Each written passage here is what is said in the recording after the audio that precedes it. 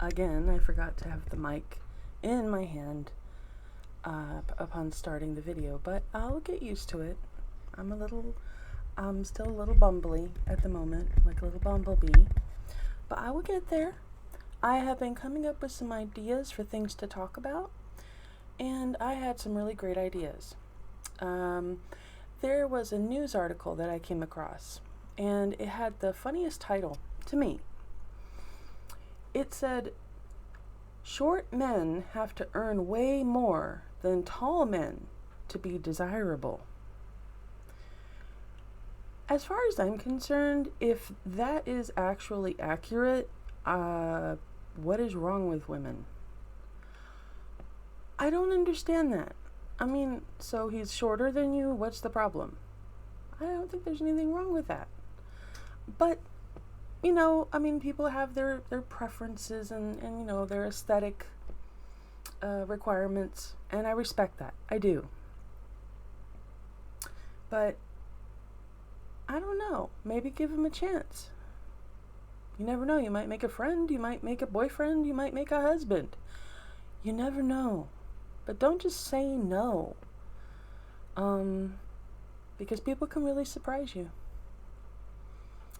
Now, I'm also talking about some of the things that I've experienced as an American living in England now. And one thing that is for certain that has had a very lasting impression are seagulls, believe it or not. Within the first few months of being here, I had actually gone to the seaside, and we had found a fish and chip place, and we bought some, of course, and we went by the seashore, which, seemed almost beatific, It was a good day. It was nice. But we sat there and we had our fish and chips, and there were these small seagulls that started landing pretty close. And I was not aware of the menace that is seagulls. I did not know. I found out quickly, though. I did.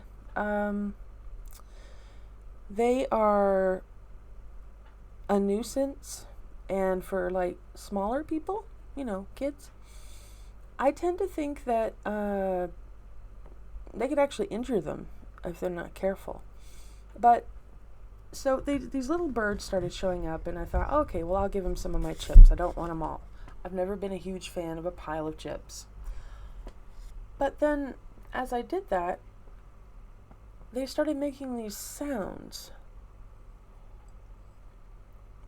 And little did I know, that was a kind of an announcement, a bullhorn.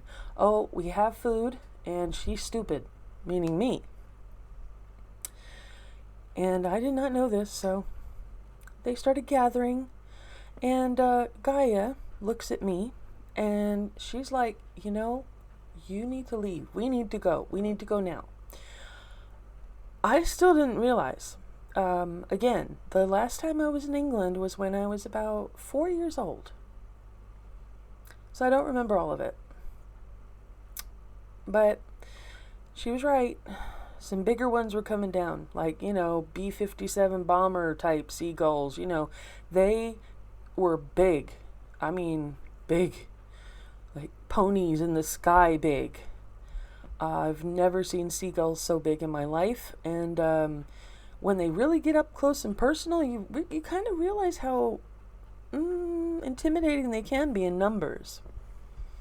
So we backed away from there, and apparently I didn't learn my lesson the first time, because we went again, and again I thought, okay, well, maybe if I throw the chips further away from me, they'll go over there, and I can still have the, what I find is pleasurable of feeding birds. But no, I underestimated their brains. They're smart cookies. They just came right back up to me. And I swear one of them looked like a pigeon. And I used to have a friend, he was French. So, of course, I picked up these strange little words. And all of a sudden I was thinking, and I was like, oh, and I don't know if I'm correct here, okay? But it just sounded cute. But I was like, oh, look, it's Monsieur Pigeon. And I was like, okay, you know, hello, Monsieur Pigeon. Do you want some food? And the next thing I knew, well, even he was, helping the seagulls. So they're in it together. They're in it together. Oh my gosh. I had no idea. But they're working together. So I no longer share my chips. In fact, I tend to keep them in bags at my side. And I don't share anymore with birds. Because they're mean. At least seagulls are. So that was the experience with seagulls. Although there have been some YouTube videos I've seen where the seagulls are coming out of the little shops. And, they just walk in and go, oh, look, crisps. Which in America are chips. But here goes the seagull. Just walks right into the store and is like, I'll have one of those. No, pay for it? No, of course not. And just walks out of the store. They don't run out of the store like they've done something terrible. No, they walk out of the store. It's just, it's really funny. There's a lot of stories where you have cats that will get on a random bus, and it's almost a daily thing. It's kind of cute, I love stories like that because they just make you happy. But there is a cool fact I found out about seagulls that I thought I would share with you. Some of you might know, some you might not. But seagulls can drink salt water. Now, basically, all they have to do is drink from the ocean, and they can pump the salt out through this gland at the base of their bill. And there aren't very many creatures on this planet that can do that. Because, if humans drink nothing but seawater, it just adds to the dehydration. So it exacerbates the situation.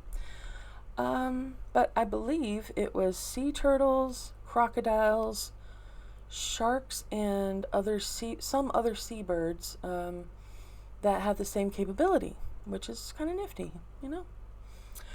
Okay, so something else that I have come across frequently since living in England are the multitude of ways that people describe rain. It can get real colorful if they're frustrated, and you've got some real imaginative people, and I love them. I love it. And one day somebody said, "Oh, it's spitting outside." And of course, American wired brain to most responses. My eyes widened. I didn't say anything. I looked outside, expecting to see something spitting at somebody. I don't know what, beyond that, I don't know what else I expected. And when I didn't see that, I looked at whoever it was that said it, and I said, "What? Who's spitting?" And I got the reaction I get quite often, which is kind of a giggle. And it's like, well, she's American. She doesn't know. And I don't know. And it's okay. I don't mind being embarrassed. And I don't mind it. I'll own it. Because there's a lot of things I don't know. And I'm always open to learning more. I think that's life. You should always try your very best to be a student at all times. Just drink it in, learn, grow. It's good for you. But here's some of the different types of rain that I've heard. Of course, it's raining cats and dogs. Now, you've heard that in America too, so that's okay. Drizzle, pretty universal between the two countries. Spitting, that was new for me. Didn't hear that one until I came here. Bucketing down, honestly, only heard it in England. Nice weather for ducks. That was definitely a UK thing. April shower. Both. Trying to rain. I would say I've only ever heard that here. It looks like it's going to rain. I had heard in America, but that's the closest one I've heard. Downpour, sure. Heard that all the time. A sun shower. You know what that is? Okay, that's when it's sunny outside and it's even warm and it's raining. It's almost like a weird ghost rain because you can't see where it's coming from the clouds. So you're left kind of going, I actually like those kind of days. I think it's kind of nifty, you know? It's different. It's not ordinary. And it's just a new way to experience the day. I don't mind that as long as nobody gets hurt, you know? Here we go. Drenched. I'd say both. And a deluge. That's both, I think. Okay, two terms that I just remembered that basically I heard my partner say, and actually no, it was one term and then another piece of info. Tomato sauce means ketchup to some people. And where I'm from, tomato sauce is an actual product in a little can. You know, usually about this big. So, you know, I had to, we had a discussion about that. And I said, look, you're going to have to tell me a little bit about that because I don't understand. So she did. I understand it now, although I still call it ketchup. It just makes sense to me. Anyway, were you to come to England and get something with bacon on it, it's not the kind of bacon you're used to. It's a little bit thicker, and it's not as crispy. Most of the time it's not crispy at all, which is kind of, you know, it's a little different. But I'll tell you something you may or may not know. If you want something more American, try pancetta. It's a very close approximation to American style bacon. It's very thin, so it goes real crispy. And it's the closest thing I've found, honestly. It's really nice. Also, here's a tip about takeout. If you ever do like a takeaway in England, unless you're a fan of a hamburger that is just dripping with mayo and sauce, specify in like a note card that you either want no sauce, so you can do it yourself, or, you know, be a little more specific, like, can I have half sauce or something? Because if you don't do that, you will get a hamburger, like I did, with buns that were almost soaked through with mayo and ketchup and, oh no, I'm sorry, it was barbecue sauce that time, and it was just soaked all over everything. And it's happened several times because my partner likes to order out. And sometimes she does, and sometimes I order with her. But it's just always been that way with the hamburgers here. So my advice, honestly, is just order it with no sauce on it at all. Get a nice mayo that you like, and whatever condiment you want, and do it yourself. You'll have all your burger stuff. Make it yourself, and then you won't have what I called burger soup, because it's not very fun, you know.